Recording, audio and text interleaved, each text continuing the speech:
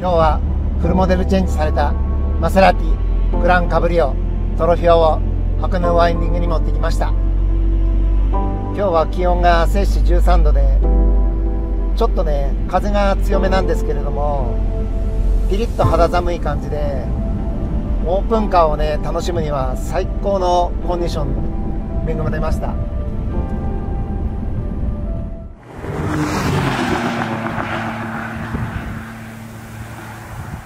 このグランカブリオは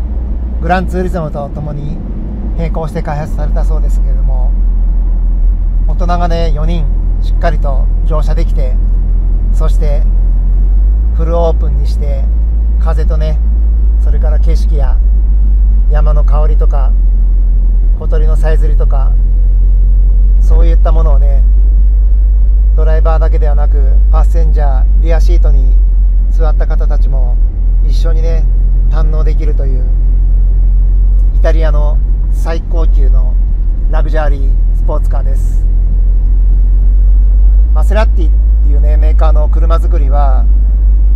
とてもハイセンスで、なおかつイタリアンデザインのね美しさを常に継承しながらも、それもねレーシングフィールドで鍛え上げてきた、そういったね歴史がありますから、見た目のゴージャス感だけではなく、その走りはねまさにイタリアンスーパースポーツカーのそういったランクに位置する素晴らしい1台です。そしてこのグランカブリオはフルオープンにして走れるということで、そこはねやはりクーペボディと比べたら剛性が落ちるのは仕方がないところなんですけれども、それでもこのね極太の A ピラー、それからフロア下のアルミパネルの追加とか、たくさんのねシャシー剛性を上げる努力をされているそうで、どこまでねこのオープンカーでスポーティーな走りが楽しめるのか、今日はそこをちょっと探ってみたいなと思います。もう車の成り立ちからしてねとっても豪華なインテリア、もうほぼ視界に入るところはフルレザーインテリアなんですよね。そしてエアコンの吹き出し口やダッシュボードセンターに設置されている時計なんかも伝統のねマセラティスポーツモデルを継承しているところなんか、デザインがね細かいところまですごく作り込まれていて、さすがイタリアラグジュアリースポーツカーだっていうね、もうコックピットに座っただけでもとても高揚感を高めてくれる、そういったねデザインになっています。で今回のねフルモデルチェンジでメーターパネルから先端コンソールのスイッチ類までほぼタッチパネル式に変更されたんですね。でこれについてはね賛否両論あるみたいで、僕的にはやはりスマホに慣れてる世代になっていますから、正直言って慣れてしまうとこれもね全然受け入れられる許容範囲にあると思いますけれども、新しいね車に慣れてらっしゃらない方は少し戸惑うかもしれないですね。特にね一番皆さんが気にされるだろうと思うのはオープントップの開閉のボタンなんですよね。これがスワイプしてあげてそのまましばらく指をね止めていないと動作が止まってしまうんで、でもねこれも僕も 3,4 回操作してみて思ったんですけど、慣れてしまえばね全然ブラインド操作も可能だったんで、そこはねいかに人間が機械に寄り添ってあげるかっていったところも必要になるのかなと思います。ただね今日はそういったね細かい操作性の点は除いて、純粋にこのグランカブリオがどのようなねドライビングプレジャーを味わわせてくれるのか、どんなハンドリングを持っているのか、そこをねインプレッションできたらいいなと思っています。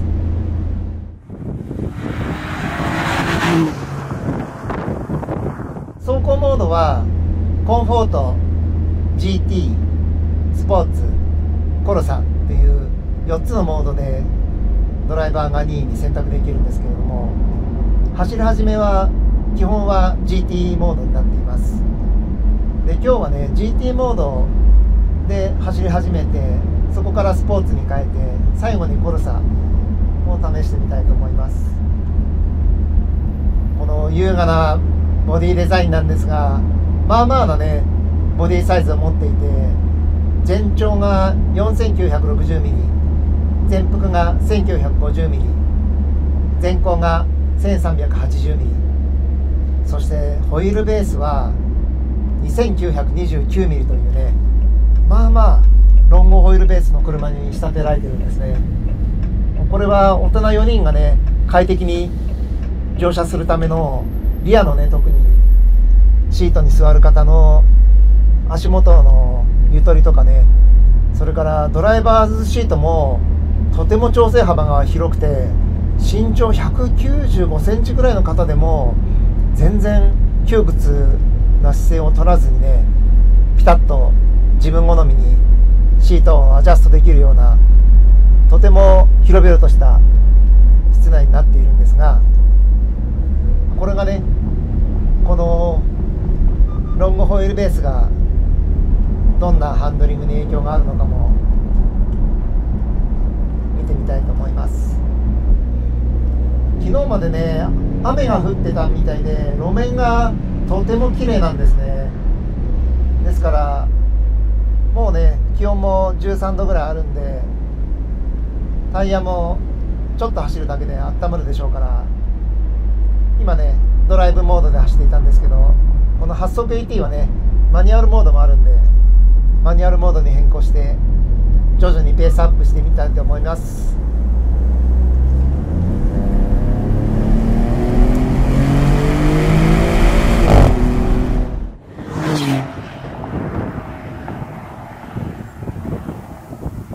フロントミットに搭載される3リッターの V 型6気筒 DOHC ツインターボエンジンなんですけど、ネプテューノですよね。前回ねグレカーレトロヒオで同じエンジンを堪能させていただいたんですけれども、正直言ってねウェットサンプなんで、まあまあ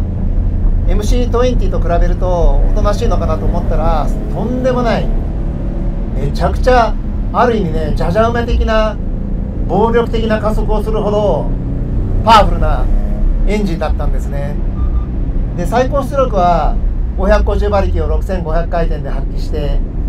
最大トルクが650ニュートンを3000回転ですでに発揮するというね、まあまあツインターボユニットですから、低回転からトルクフルな素晴らしいユニットになっていると思います。ウェイトがね1970キロと、ほぼ2トン、まあまあヘビーウェイトな方ですよね。これはねやっぱりオープン化に伴ってグランツーリズムと比較してプラス100キロというね、大人 1.5 人分っていうんですかね、重量増になってしまっていて、そこが少し残念な点ではあるんですけども、それでもね今日履いているタイヤがフロントが 26530ZR20、 リアがね 29530ZR21 インチというね前後異形サイズを採用していて、この辺りのねフィーリングもきっとハンドリングに影響するところなんで、銘柄はピレリ P0 です。ですからまあまあのウエイトの車重があるにもかかわらず、おそらくね素晴らしいグリップ力を発揮してくれるんだろうなと、そこは想像できるんですけど、今こうしてねまあまあのペースで流している分にはアンダーステアもオーバーステアも全く感じなく、とてもニュートラルです。そして適度なねロールを伴って、ブレーキングではノーズ内部しっかりしますし、加速ではねリアにしっかりとトラクションがかかっているという。でこの車4駆なんですよね。ですからちょっとねコーナーリングが苦手なのかなと思ったら、グレカーレもそうだったんですけれど、ほぼほぼねリア駆動に近い 4WD システムなんですね。ですからフロントはねもちろん駆動はかかるんですけど、まあ比率で言うとフロントが2割リは8割、そんな感じのね FR テイストに近いトルク配分になっていて、僕はねやはりスポーツカーを作り慣れているマセラティならではの味付けだと思います。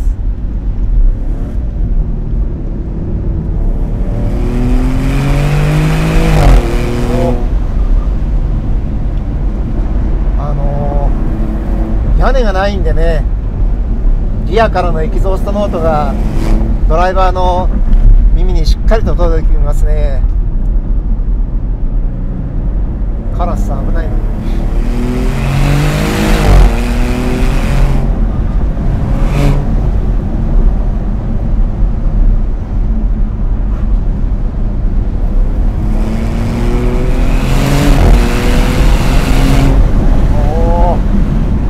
モードだとね少しコーナーリングでねリアの内側が少しめくれ上がる、そんな感覚がありますね。まあでもいい感じ。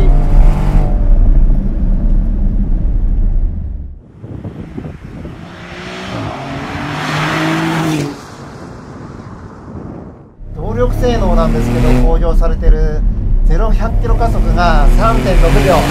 最高速がね316キロという、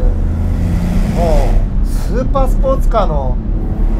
動力性能がこのゆったりとね大人4人がくつろげる空間を持ったオープンカーでね発揮してしまうという、まあ、最近のね最新技術はやっぱり素晴らしいものになりますよね。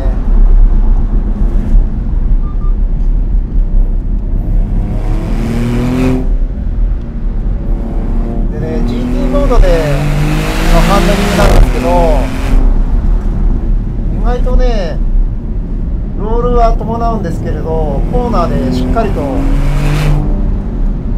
グリップ感が高まってくれて、そして破綻するようなね怖さもなくね、特にね低速コーナーはホイールベースが長いんでキビキビとした動きというよりはねしっとりとした感じですけれども、高速コーナーのね安定性は抜群ですね。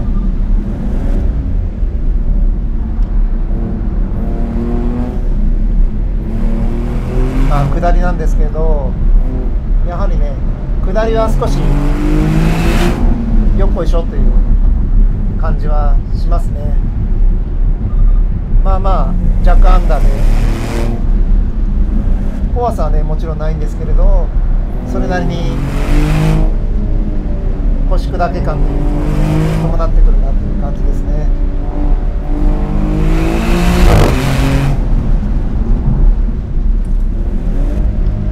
でねフロントに380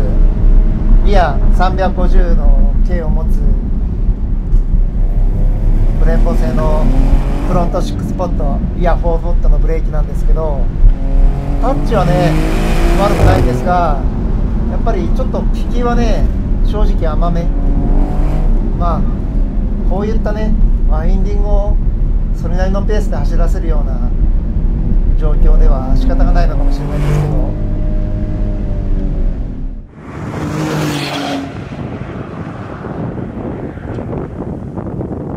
それではこのねステアリングの右下についてるダイヤルを回してあげて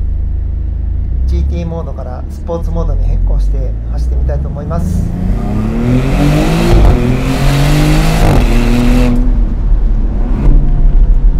シフトのねアップスピードが全然上がって、そしてアクセルをね踏み始めた時のスロットレスポンスのとっても反応が良くなりましたね。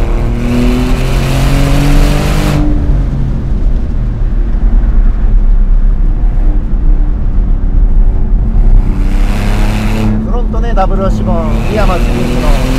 サスペンションなんですけど、フロントリアともねエアサスペンション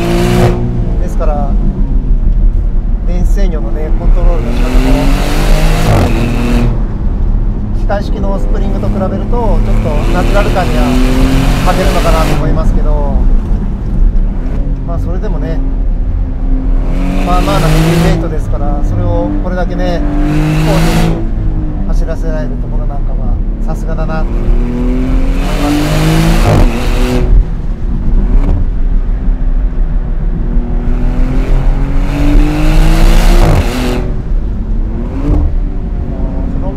解凍性いいですね。スポーツモードにしたらさっきのね GT モードで感じた腰砕け感は全くなくなって、とてもいい感じで仕上がってると思います。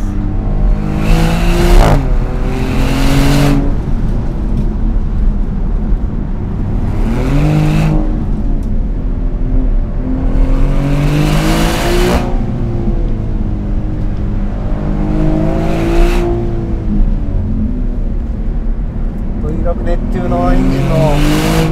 サウンドとこのフィーリング最高ですね。回転のね上がり方がすごく滑らかなんですよね。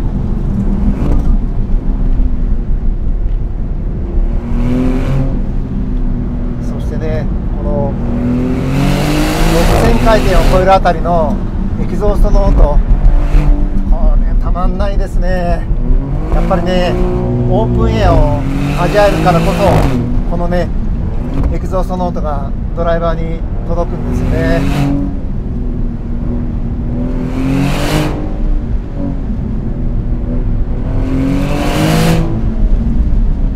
いややっぱりね想像した通りピレリに P0 を履いてますから、コーナーでのね限界値はとっても高いですね。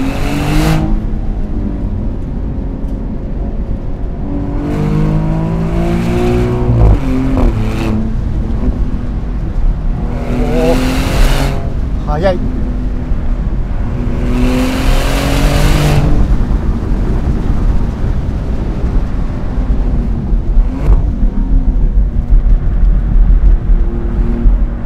低速コーナーもね、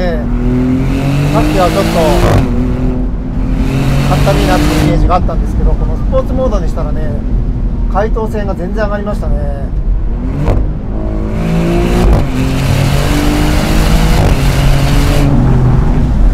素晴らしい加速。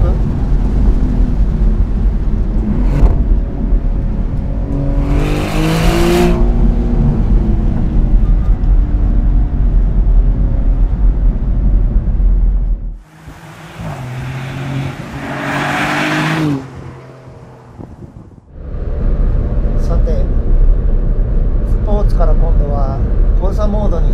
変更して、どんなねハンドリングに変わるのか。もうね結構減速帯で突き上げ感がとことこ明らかに変わったなという。コルサモードがダンピングレートが高くなっているのがもうすぐに体感できましたね。じゃあちょっと行ってみましょう。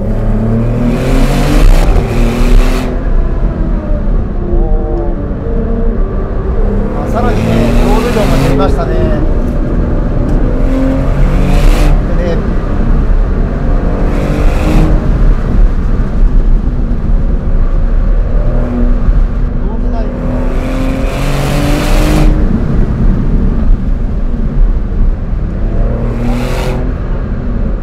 ノーズダイブもストローク量が明らかになりましたね。ブレーキの効き方がね、全然違う。とても安定してますね。これはねノーズダイブしないことによってねリアの接地性が上がるんで、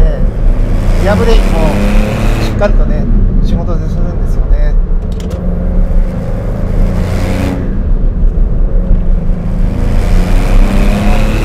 やっぱりね3000回転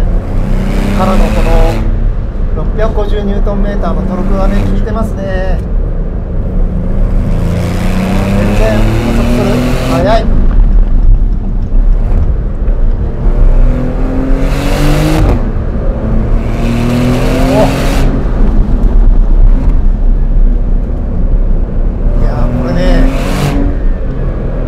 優雅なスタイリングから想像できないぐらいめっちゃ速いですね、この車ね。ちょっと驚きだな。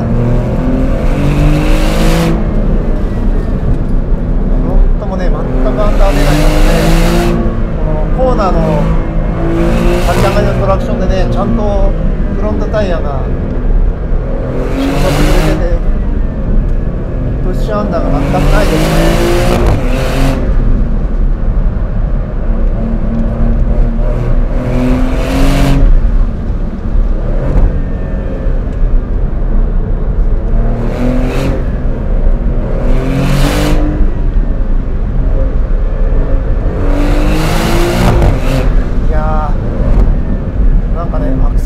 ワークがサーキット走ってるようなアクセルワークができちゃいますね、この車。素晴らしい。相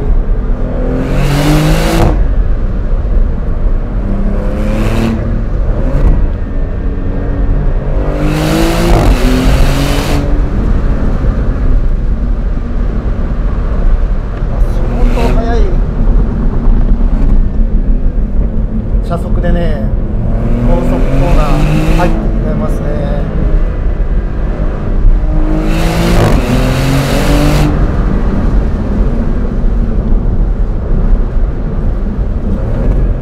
もう明らかにね、圧倒的にこのコルサモードはハイペースになりましたけど、やはりウエイトがちょっと効いててね、下り坂はなかなかちょっとしんどいものがありますね。まあ、それでもね、こんな走りまで楽しめちゃうっていうところはさすがトロフィオですね。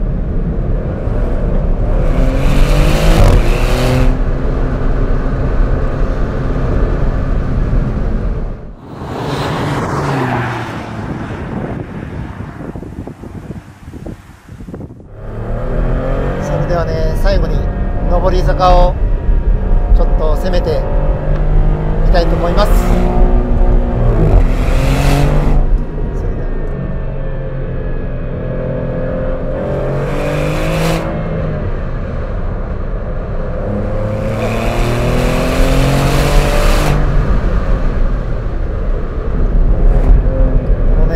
モードにすると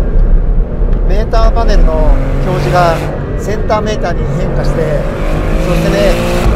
メーターの右サイドにはブレーキやね、オイル温度が表示されるんですね。そして左側にはね G メーターが表示されてます。まあでもね、これだけのハイペースでね走るとタコメーターを見るのがやっとで、そういった意味ではね、このセンターメーターになってるとありがたいですよね。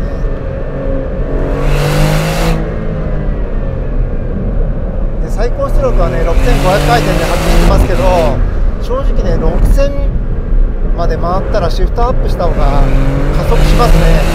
それはね、このとても豊かなトルクが発生する熱風の特性だと思いますね。本当に速いわ。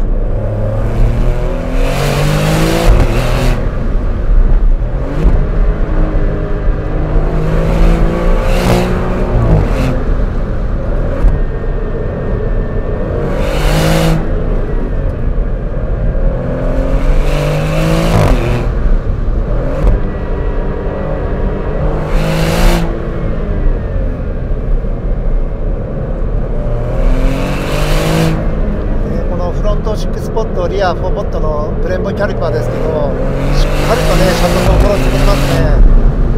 さっきはね少しちょっと気品を甘めに感じたんですけど、それはねサスペンションセットの変更で全くイ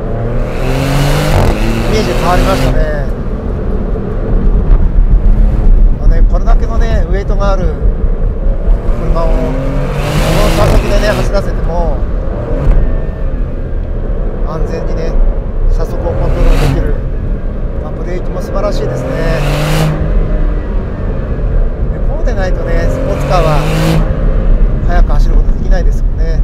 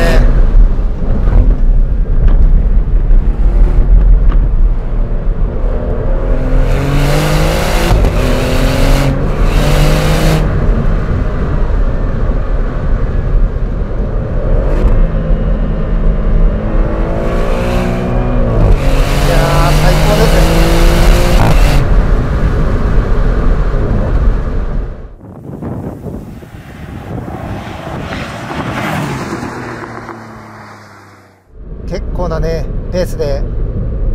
上りも下りもワインディングロードを駆け抜けてみましたけど、このグランカブリオはやはりグランツーリズムと比較したら、こういったねスポーティーなドライブを楽しみたい方はクーペボディのグランツーリズムを選択されて、そしてラグジュアリーなテイストとこのオープンエアをパッセンジャーたちと共に楽しみたいっていう方はこのグランカブリオを選択されると思うんですが、これだけね素晴らしい動力性能の高さを発揮してしまっているこのグランカブリオ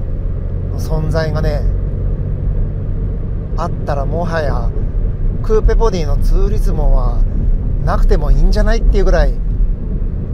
もうどれがおすすめですかって言われたら、もうこのグランカブリオ一択ですねと言っても全然いいんじゃないですかね。やっぱりねたった14秒間でね時速50キロ以下であれば走行中でも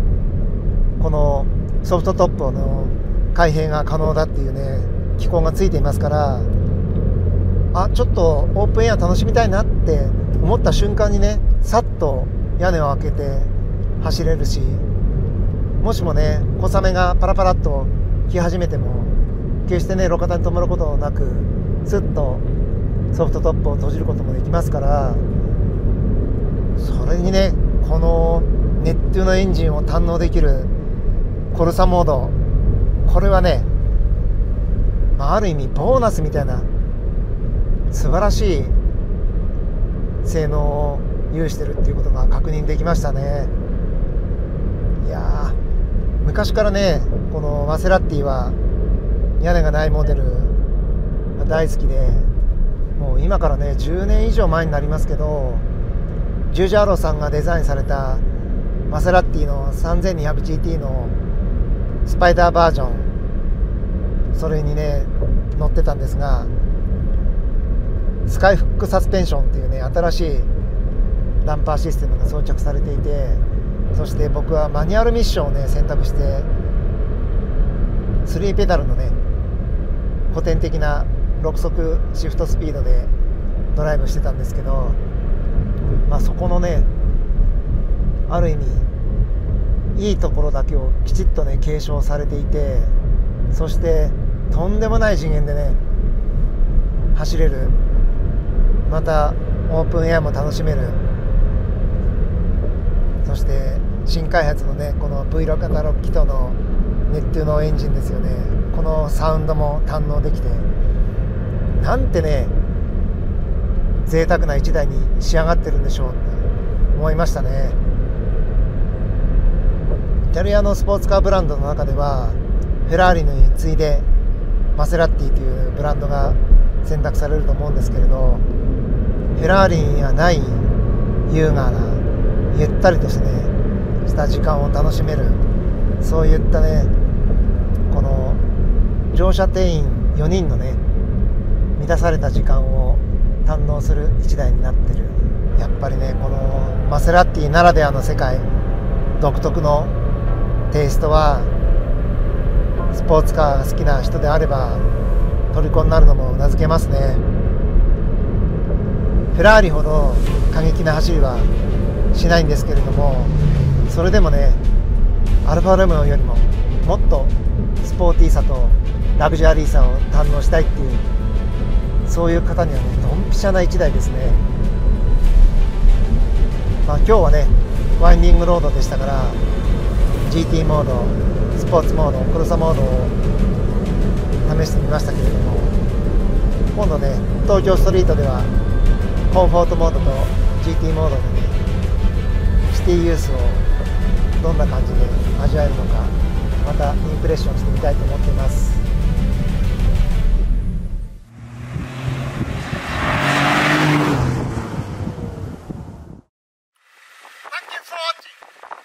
日も最後まで見ていただいてありがとうございました。また次回もお楽しみに。